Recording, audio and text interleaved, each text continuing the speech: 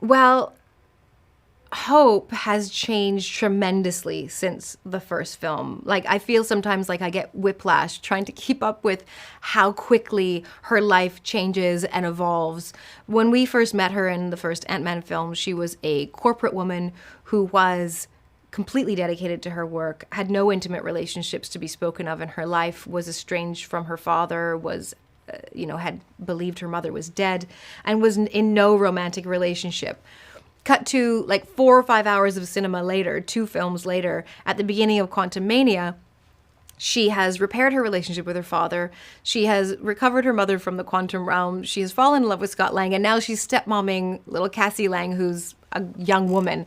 And her life is just totally transformed. Her life is full of love. It's full of intimacy and connection and vulnerability, and all of that peace and contentment that comes from that is just pouring out into her work, which she has now dedicated her company, PIM Technologies, to solving the largest problems of the world, like global warming or the housing crisis.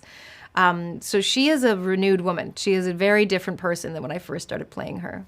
Well, I'm not easily impressed in real life, and neither is Hope. I am a little bit cynical, and so is Hope. But I'm very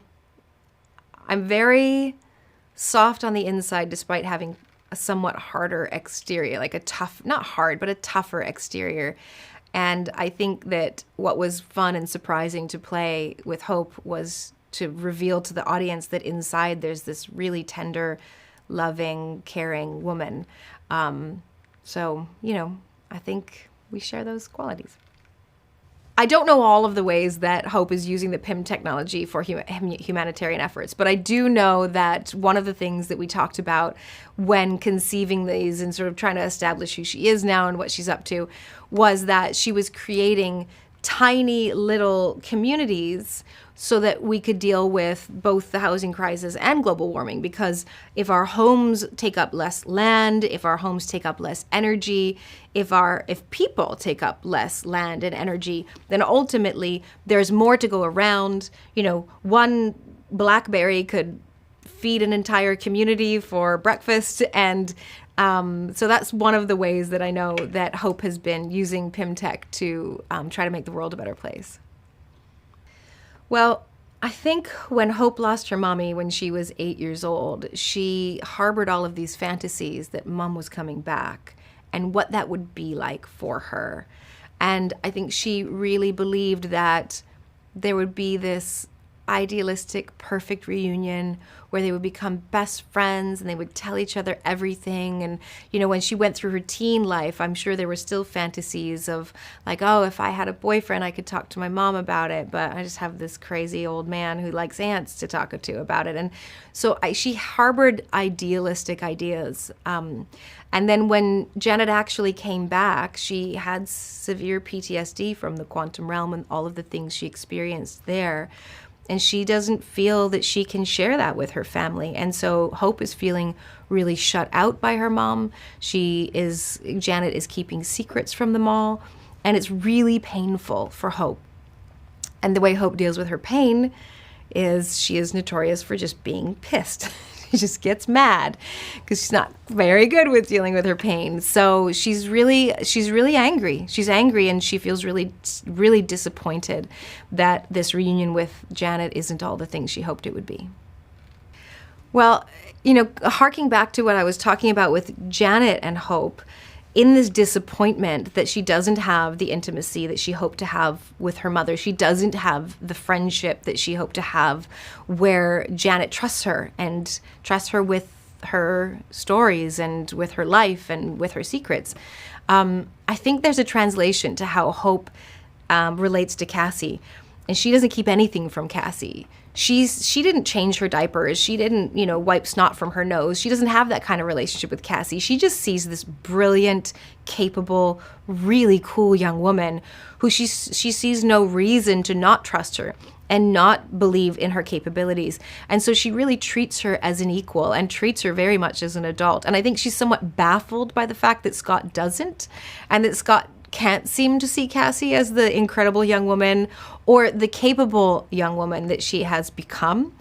And I do think that there's some level of like knee-jerk reaction to the disappointment she feels in her relationship with Janet, and be like, I'm not going to do that to Cassie. I'm going to make it different for her. So the Pym, Lang, Van Dyne family end up in the quantum realm because Hank and Hope have been toying with new quantum technology with Cassie. Cassie has grown up in this incredible family of scientists. She's very curious. She's been doing her own experimentation, and Hank and Hope have really encouraged it. They've seen no reason not to. And unfortunately, she's created a Hubble telescope type two-way radio with the quantum realm, and she turns it on in Hank's lab in the basement.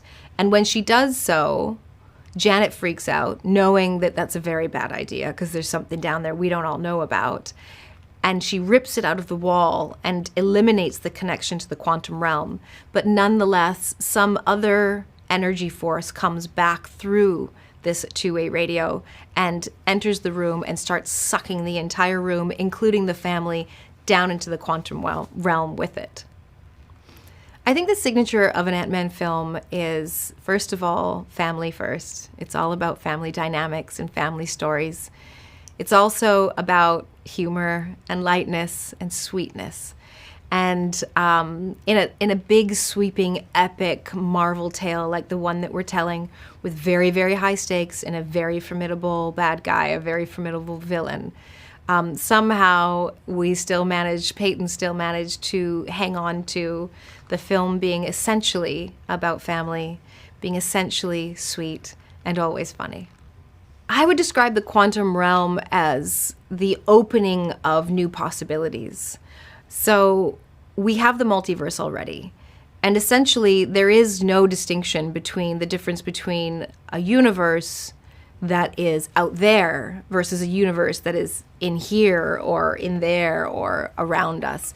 So there's just this infinitude of possibility that if you go into the quantum realm, any which direction, and direction doesn't exist really in that space, but in our concepts, in any which direction, in any which way, you can encounter something never before conceived of. It could be a void, it could be a vacuum, it could be a dense space that is completely claustrophobic that life can't exist in. It could be literally anything. So once you open up one space, which is in the quantum realm, you've opened up every possibility for the Marvel Cinematic Universe to go wherever they want, whenever they want, however they